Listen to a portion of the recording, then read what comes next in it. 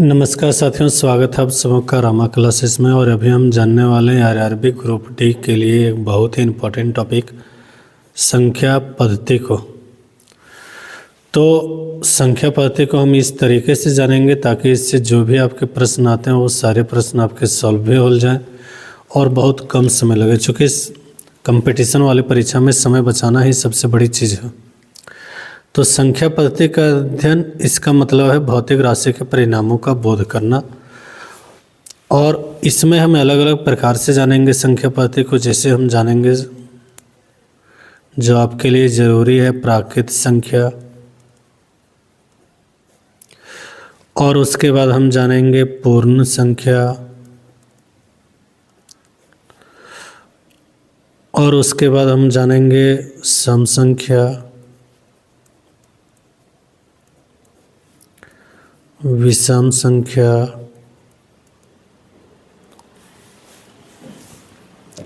भाज्य संख्या या भाज्य संख्या, और आगे परिमेय संख्या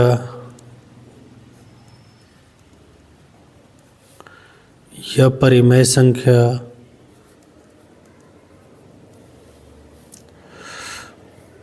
दो से विभाज्य का नियम क्या है, तीन से विभाज्य का नियम क्या है, चार से विभाज्य का नियम क्या है, पाँच से विभाज्य का नियम क्या है। अगर हम आपको कह दें कि 1 से 100 तक कितने बार एक आएंगे तो उसका आंसर जानेंगे। फिर जानेंगे कि 3 अंकों की कुल संख्याएं कितना होती, 3 अंकों की कुल संख्या। तो 4 अंकों की कुल संख्या भी जानेंगे। तो इस तरह से जितने भी अंक की कुल संख्या जानना हो उसको हम जान लेंगे, उसमें कहीं कोई दिक्कत नहीं होगा। हम लोग बहुत ही आसानी से इसको समझ लेंगे और बहुत कम सेकंड में, मतलब 2 सेकंड में ही आपका आंसर आ जाएगा। तो आइए शुरू करते हैं। सबसे पहले हम जानते हैं प्राकृत या प्राकृतिक संख्या, जिसको हम लोग कहते हैं। तो प्राकृतिक संख्या हम किसको कहेंगे? उसके लिए देखिए, ऐसी संख्या होगी, ऐसी संख्या जो वस्तुओं को गिनने में काम आती है। तो साधारण तरीके से जानिए कि वस्तुओं को गिनने में जो काम आते हैं उसे हम लोग क्या कहते हैं? प्राकृत संख्या कहते हैं। लेकिन आप सीधा अगर कहीं परिभाषा लिखने की ज़रूरत पड़ रही है तो आप सीधे लिखिए गणन की संख्या को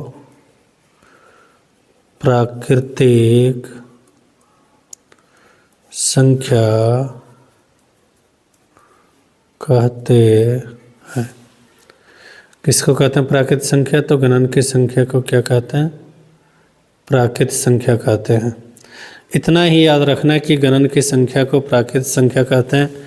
अगर कहीं पूछा जाए प्राकृतिक संख्या को कैसे दर्शाएंगे, तो प्राकृतिक संख्या को n से दर्शाएंगे। किससे दर्शाएंगे? n। n4 हो गया नेचुरल और नंबर। तो इंग्लिश में हम लोग इसको नेचुरल नंबर ही कहते हैं। इसलिए प्राकृतिक संख्या को जब भी दर्शाने की बात आती है तो हम किससे दर्शाएंगे? n से दर्शाएंगे। अच्छा, उदाहरण में देखें तो प्राकृतिक संख्या शुरू होती 1 से। याद रखना प्राकृतिक संख्या कहाँ से शुरू होती? 1 से। 1 के बाद 2, 2 के बाद 3, 3 के बाद 4, 5। ये सब आपके प्राकृतिक संख्या कहाँ तक जाएंगे? तो अनंत तक गिनती की जितनी भी संख्याएं हैं, अनंत तक, करोड़ों, अरबों, खरबों, महासंख्यों, जो भी संख्याएं हैं वहाँ तक जाएंगे। तो आपका कहीं ख़त्म होने वाला नहीं। लेकिन अब इससे देखिए क्वेश्चन क्या बनेंगे। सबसे छोटी प्राकृतिक संख्या कौन है? तो सबसे छोटी प्राकृतिक संख्या 1 है। ध्यान में यही रखना है कि सबसे छोटी प्राकृत संख्या कौन है, तो सबसे छोटी प्राकृत संख्या 1 है। पहला क्वेश्चन इसमें आपका जो आता है सो इसको याद रखना है। दूसरा में हम अब जानेंगे पूर्ण संख्या।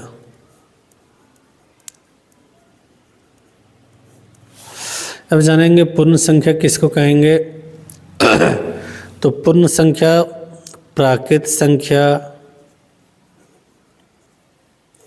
और शून्य,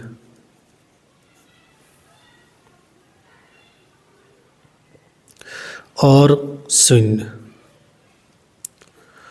शून्य को ऐसे लिख लेंगे, को क्या कहते हैं, पूर्ण संख्या कहते हैं। क्या कहते हैं, पूर्ण संख्या कहते हैं। देखिए प्राकृत संख्या जो है वो तो है ही, लेकिन उसके साथ साथ अगर हम 0 भी कहते हैं तो ये पूर्ण संख्या है। तो पूर्ण संख्या क्या है, 0 1 2 3 4 5 6, इस तरह से यह भी कहाँ तक जाएंगे, आपके अनंत तक जाएंगे। इसका मतलब है यह भी कभी ख़त्म नहीं होने वाला है, वहाँ तक जाएंगे। अब इससे 2 क्वेश्चन बनेंगे आपके, और ये 2 क्वेश्चन 3 क्वेश्चन जो बनते हैं आपका दिमाग का दही कर देने वाला होता है। आप अगर उससे बचना चाहते हैं तो बस जरा सा आप वेट कीजिए, हम इसको भी क्लियर कर लेते हैं। चलिए पहले इससे ही क्लियर कर लेते हैं। तो इससे क्या क्वेश्चन बनेंगे, तो मान लीजिए कहीं कोई संख्या दे दिया, बोला कि ये किस प्रकार की संख्या है। तो ये एक किस प्रकार की संख्या है, तो उसमें जो भी ऑप्शन रहे आप देखिए, ये एक आपका पूर्ण संख्या भी है और ये एक आपका प्राकृत संख्या भी है। तो ये एक जो है पूर्ण संख्या भी है, प्राकृत संख्या भी है। अगर कहीं 0 दे दिया तो 0 कौन है, तो 0 है पूर्ण संख्या। प्राकृत संख्या 0 नहीं है, 0 क्या है, सिर्फ और सिर्फ पूर्ण संख्या है। एक चीज़ और क्वेश्चन में आएंगे आपके, सबसे छोटी पूर्ण संख्या कौन है, तो सबसे छोटी पूर्ण संख्या 0 है। प्राकृत संख्या 1 से स्टार्ट होती है, पूर्ण संख्या 0 से स्टार्ट होती है। अंतर बस इतना ही, अंतर दोनों संख्याओं में बस एक ही है। प्राकृत संख्या जहाँ 1 से स्टार्ट हम करते हैं लिखने के लिए, वहीं पूर्ण संख्या हम 0 से स्टार्ट करते हैं लिखने के लिए। बस इतनी छोटी सी बात अगर आप याद रखेंगे तो प्राकृत संख्या और पूर्ण संख्या में आप कभी भी नहीं फंसेंगे। तो प्राकृत संख्या और पूर्ण संख्या में आप कभी भी नहीं फंसेंगे। चलिए अब हमको जानना है पूर्णांक। क्या जानना है, पूर्णांक। पूर्णांक को जानने से पहले हम जो है सो एक लाइन ड्रॉ कर लिए। अब ये लाइन ड्रॉ करने का क्या मतलब है, तो मतलब हम यहाँ देखिए, हमने यहाँ लिखा 0। यहाँ से हम कोई संख्या शुरू की, 0 के बाद 2 या 1 2 3 4 5 6। देखिए इधर हम जैसे जैसे जाएंगे ये प्लस में होता जाएगा, और इधर हम जैसे जैसे जाएंगे वो माइनस में होता जाएगा। इसको आपको ध्यान रखना है। तो 0 से भी अगर हम और भी कम कर दें, उतना ही और पीछे चले आए तो -1 होगा, फिर और पीछे आए तो -2 होगा, फिर और पीछे आए तो -3 होगा, फिर और पीछे आए तो -4 होगा। और इस तरह से और भी पीछे चलते जाएंगे तो और भी ये कम होते जाएंगे। हम इधर और भी आगे चलते जाएंगे तो ये और भी आगे बढ़ते जाएंगे। यहाँ से हम आपका 2 प्रकार के संख्याओं को क्लियर करेंगे। 0 से जो कम होते हैं वो हो जाएंगे आपके ऋणात्मक संख्या, 0 से कम ऋणात्मक संख्या, और 0 से अधिक तो हो जाएंगे आपके धनात्मक संख्या। 0 से कम ऋणात्मक संख्या, 0 से अधिक धनात्मक संख्या। बस इतना चीज़ याद रखना है हम लोग को, 0 से कम ऋणात्मक, 0 से अधिक धनात्मक संख्या। लेकिन ये सारे संख्याएं पूर्ण हम यहाँ लिखें। पूर्ण का मतलब अगर हम 1 बोलें तो पूरा का पूरा 1, 2 बोलें तो पूरा का पूरा 2, और यही दोनों मिल के धनात्मक ऋणात्मक, धनात्मक संख्याएं जो है यहाँ पर देखिए, ये पूर्ण संख्या भी है, परिमेय संख्या भी है। तो यही दोनों मिल के हमारा कहलाता है, क्या कहलाता है, पूर्णांक। तो पूर्णांक की परिभाषा क्या होगा, उसको भी लिख लेते हैं। प्राकृत संख्या शून्य, चूँकि शून्य भी है, पूर्ण संख्या अगर लिखते तो नहीं दिक्कत था, तथा ऋणात्मक संख्या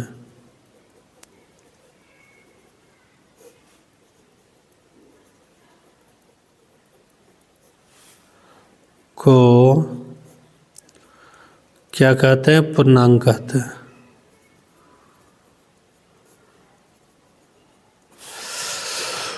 अब यहाँ एक चीज़ और क्लियर हो जाइए, प्राकृत संख्या और शून्य की जगह हम सीधे ले लेते हैं पूर्ण संख्या तथा ऋणात्मक संख्याओं को क्या कहेंगे? तो पूर्णांक कहेंगे। जीरो भी आपका पूर्णांक है, ये चीज़ क्लियर है। यहाँ जीरो भी आपका क्या है? पूर्णांक है। तो चलिए यहाँ तक हम लोग देख लिए, उसके बाद आगे हम लोग जानते हैं।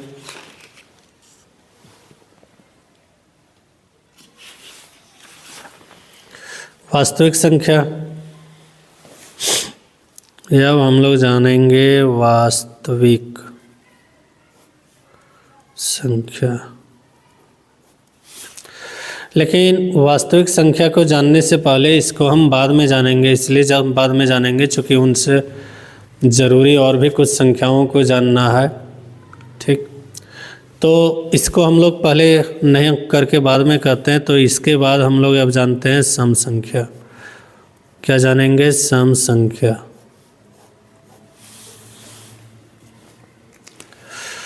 तो सम संख्या आपको याद रखना है, जो भी संख्याएं 2 से विभाज्य है उसे सम संख्या कहेंगे। जो भी संख्या कितना से विभाज्य है? 2 से विभाज्य है। तो यहाँ पर हम लिखेंगे 2 से विभाज्य, मतलब जो भी संख्या 2 से विभाज्य हो जाएंगे, या फिर सीधा कहें सम संख्या मतलब जोड़े वाली संख्या, जोड़े वाली संख्या। याद रखना है, एक जोड़ा में होता है 2, 2 जोड़ा में होता है 4, 3 जोड़ा में होता है 6, 6 जोड़ा में होता है 12, 12 जोड़ा में होगा 24, 8 जोड़ा में होगा 16। तो जो भी जोड़ा संख्या है ये सारी संख्याएं 2 से विभाज्य हो जाती है। और इस प्रकार के संख्या को हम ई से प्रयोग करते हैं, चूँकि सम संख्या को अंग्रेजी में हम कहते हैं इवेन नंबर। सम संख्या को हम लोग क्या कहेंगे? Even number. वास्तविक संख्या को हम लोग कहते हैं रियल नंबर, रियल नंबर। लेकिन इसके बारे में हम बाद में जानने वाले हैं थोड़ा सा। तो यहाँ पर सम संख्या हो गया। दूसरा चीज़ है, सम के बाद हम क्या जानेंगे? विषम संख्या। सम के जैसा ही मिलता जुलता है विषम संख्या। तो विषम संख्या क्या है? तो जो भी प्राकृत संख्या है वे प्राकृत संख्या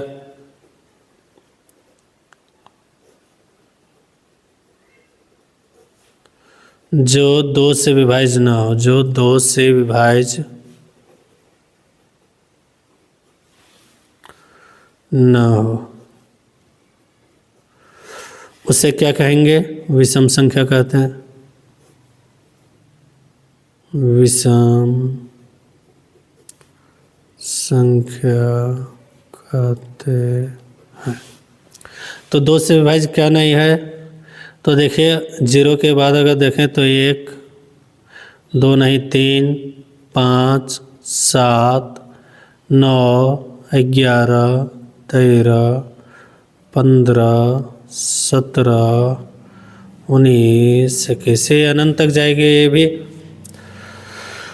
तो सम और विषम हम जान गए। अब हम लोग जानते हैं अगले टाइप के संख्याएं, भाज्य संख्या को प्राइम। इसको हम लोग ऑड नंबर बोलते हैं। इसको क्या बोलते हैं? Odd number.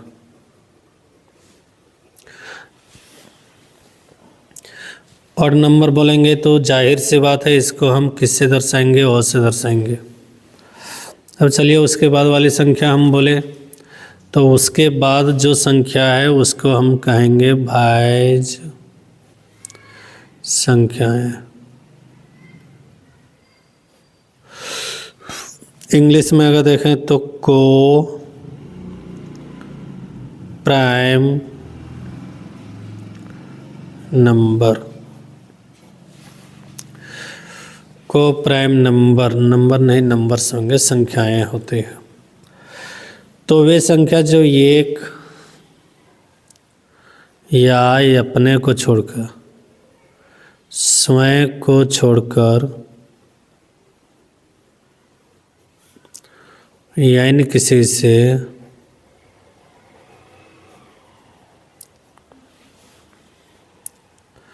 भाइज न हो,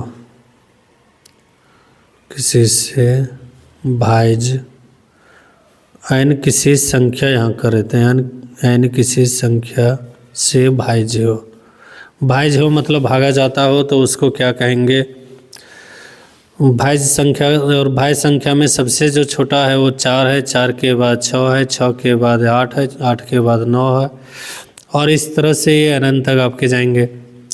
तो भाज्य के बाद हो जाएगा अभाज्य संख्या।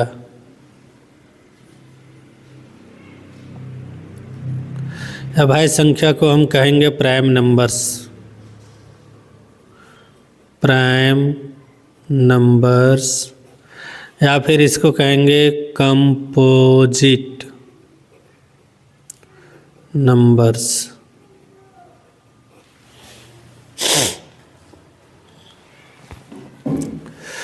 तो यह भाज्य संख्या, बस इसमें थोड़ा सा जो किसी से भाज्य न हो, ये क्या समय को छोड़कर किसी यानी से भाज्य न हो, किसी संख्या से भाज्य न हो, तो क्या कहेंगे उसको अभाज्य संख्या कहेंगे। और अभाज्य संख्या में सबसे जो छोटा है वो है 2, उसके बाद 3, 5, 7, 7 के बाद हो जाएगा आपका 11, 11 के बाद हो जाएगा 13।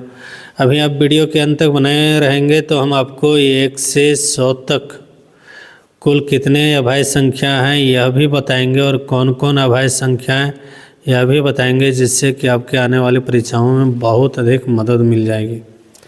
अब मेन टॉपिक क्या है, परिमेय संख्या। अभी भी हम वास्तविक संख्या को छोड़े हुए हैं, याद रखिएगा परिमेय संख्या।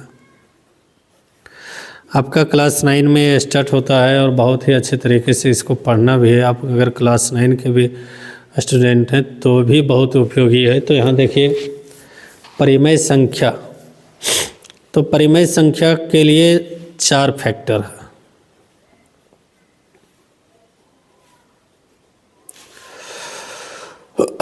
परिमेय संख्या का प्रमुख रूप से हम क्या लिखेंगे, तो 4 गुण। सबसे पहले संख्या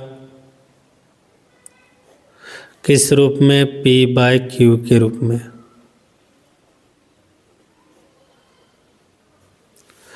दूसरा चीज P और Q पूर्णांक। तीसरा चीज Q डज नॉट इक्वल 0। चौथा चीज लिख सकते हैं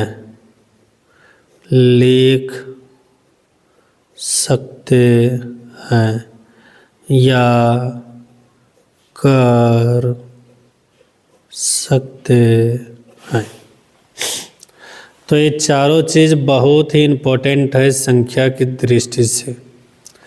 परिमेय संख्या को बेहतर तरीके से हम तभी जान सकेंगे जब इनका ये चारों फैक्टर हम जानेंगे।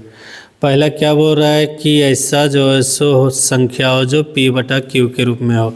चलो हमने √3/√2 लिख दिया, P/Q के रूप में संख्या है। दूसरा क्या बोल रहा है, P और Q पूर्णांक होना चाहिए, मतलब ये नहीं हो। पूर्णांक होना चाहिए तो 2/0। तो तीसरा क्या बोल रहा है, Q डज नॉट इक्वल 0, मतलब ये भी नहीं है, तो हम 0/2 लिख सकते हैं। अच्छा चलो 0/2.5 लिख दिए। तो अगला में लिख दिया कि 0 नीचे नहीं होना चाहिए, तो ये भी नहीं है। तो अब देखिए संख्या कौन कौन हो सकता है। तो संख्या याद रखना, यहाँ पर पहला जो कर रहा है हम लोग तो वैसे जानते हैं कि 2/3 को अगर हम लिख लिए तो ये परिमेय संख्या है। लेकिन अगर कहीं सिर्फ 2 लिखा हुआ है तो क्या आप परिमेय संख्या मानेंगे या अपरिमेय मानेंगे? तो इसके लिए हम परिमेय मानेंगे, चूँकि एक और लास्ट फैक्टर कहता है कि हम ऐसा लिख सकते हैं, तो 2/1 कर लेंगे। कहीं अगर √25 लिखा है तो ये परिमेय संख्या है। परिमेय संख्या क्यों है, जब हम इसका वैल्यू निकालेंगे तो होगा 5 और 5 के नीचे 1 लिख देंगे तो देखिए ये 5/1 ऐसा सब जो है सो इसका कॉलम पूरा हो रहा है। भले ये कॉलम पूरा नहीं कर रहे थे लेकिन ये पूरा कर रहे हैं। तो यहाँ पर याद रखना है कि हो सकता है जो भी संख्या दिया रहे वो परिमेय संख्या के रूप में या फिर P/Q के रूप में हमको संख्या न दिया रहे। इस फॉर्मेट में संख्या नहीं दिया है, मान लीजिए दे दिया है संख्या 0.25 और 0.25 अगर दे दिया है और पूछ रहा है कि जो है सो ये परिमेय संख्या है या नहीं है। चलिए अगर आपको इस प्रकार से एग्जाम्पल दे दें कि इनमें से कौन परिमेय संख्या है, 0.25, √2/1, ये ऑप्शन बी, ऑप्शन सी और ऑप्शन डी में दे दिया। ऑप्शन डी में क्या दे दें, तो √2 दिए हैं तो यहाँ √3 दे दिए। अब इसमें आप बताइए कि इसमें से कौन परिमेय संख्या है। तो सबसे पहले ध्यान जाएगा कि P/Q के रूप में तो ये है और हम लोग इसको टिक कर लेंगे और ये भारी गड़बड़ हो जाएगा। क्यों? क्योंकि ये पूर्णांक नहीं है। तो पूर्णांक नहीं तो ये भी पूर्णांक नहीं, ये भी पूर्णांक नहीं, ये बचता है। तो ये क्या परिमेय संख्या है या नहीं है? तो देखिए 0/0.25 को हम इसको हटा दिए, 1 दे दिए, 2 अंक बराबर 25/100 और ये आपका आंसर होता है। तो ऐसा लिख सकते हैं, इसलिए ये परिमेय संख्या हो जाएगा। उसके बाद हम जानेंगे यह परिमेय संख्या।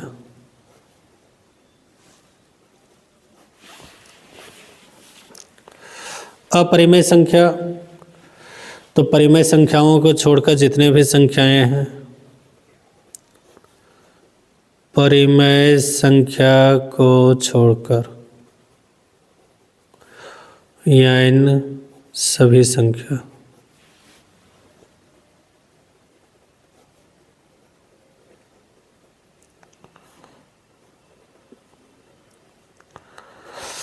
देखो हम परिमेय संख्या को हटा दिए तो बाकी जो भी संख्याएं बच गए हैं वो कौन संख्या हो जाएगी, तो वह यह परिमेय संख्या हो जाएगी। यह परिमेय संख्या क्या है, तो यह परिमेय संख्या हो जाएगी। क्या मतलब हम √2 लिखते हैं तब भी है, √3 लिखते हैं तब भी है, √4 तो नहीं है, √5 लिखते हैं, √7 लिखते हैं।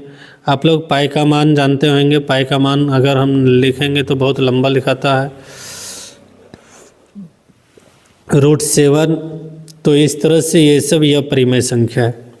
अच्छा, अगर आपको कह दिया जाए कि आप अपने से कोई भी एक बिना रूट वाले या परिमेय संख्या लिखे तो आप सीधा लिखिए 0.121 0120012001200। ये संख्या कहीं ख़त्म होने वाली नहीं है, तो ये अपरिमेय संख्या हो गया। तो इस प्रकार से अगर कोई संख्या है तो वह भी अपरिमेय संख्या ही हो गया। अच्छा, इससे एक और क्वेश्चन, परिमेय और अपरिमेय से इनमें से कौन परिमेय है? इनमें से कौन परिमेय बोले तो परिमेय है, परिमेय है। चलिए ऑप्शन नंबर ये देते हैं, ये में दिए हैं बी में दिए हैं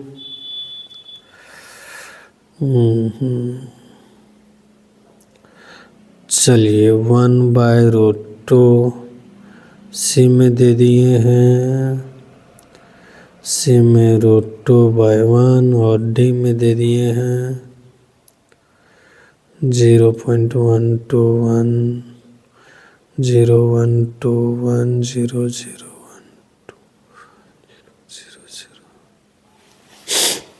तो परिमेय संख्या कौन है? तो इनमें से परिमेय संख्या सिर्फ ये है।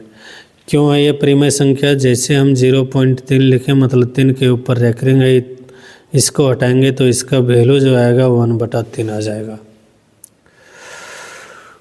तो रेकरिंग है मतलब वही संख्याओं का बार बार प्रयोग हो रहा है, और अगर रेकरिंग नहीं है इस प्रकार से तो यहाँ देखो अलग अलग संख्याओं का प्रयोग हो रहा है, तो ये अपरिमेय है। अगर इसी में क्वेश्चन हम बदल दें अपरिमेय कौन है और इसमें एक ऑप्शन ये दे दें, एक ऑप्शन में हम 0.25 दे दें, option number B, option number C में दे दें √3/√3 और ऑप्शन नंबर डी में अगर ये रहे तो याद रखना ये सब परिमेय संख्या है। अब उसके बाद आगे हम लोग जानेंगे वास्तविक संख्या। अब नंबर आ गई वास्तविक संख्या जानने को। क्या नंबर आ गई वास्तविक संख्या।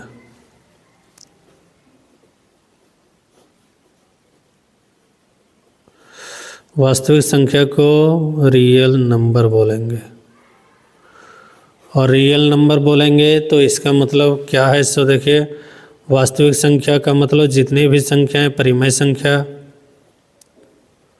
तथा या परिमेय संख्या,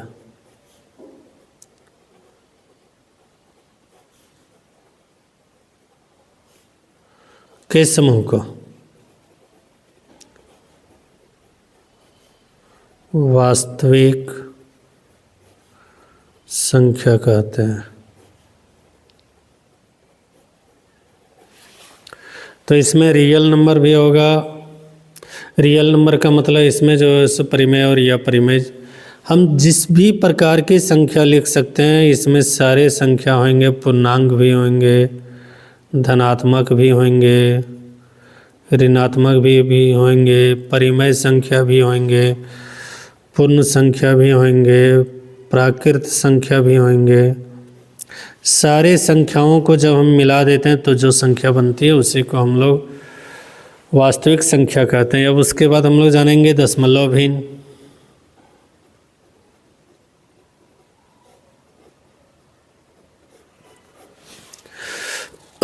दशमलव भिन्न तो ऐसे भिन्नात्मक जिसका हर 10 या 10 की घात में हो। तो ऐसे भिन्न जिसका हर 10 या 10 के घात में हो। जैसे 7/10 बराबर 0.7, 17/10 या 100 बराबर 0.17। तो इस तरह से जो संख्याएं होती है उसे को दशमलव भिन्न बोलते हैं हम लोग। चूँकि वीडियो लंबा हो रहा है तो फिर आगे का इसका जो है सो हम लोग दूसरे वीडियो में जानेंगे। तो दूसरे वीडियो का पिन हम जो है सो इसके साथ में अटैच कर देंगे, तो कार्ड में आप देख सकते हैं। और दूसरा चीज़, आप चैनल पर नए हैं तो चैनल को सब्सक्राइब कर लीजिए ताकि हम आगे जो भी वीडियो आपको भेजें वो आपको मिलता रहे। धन्यवाद।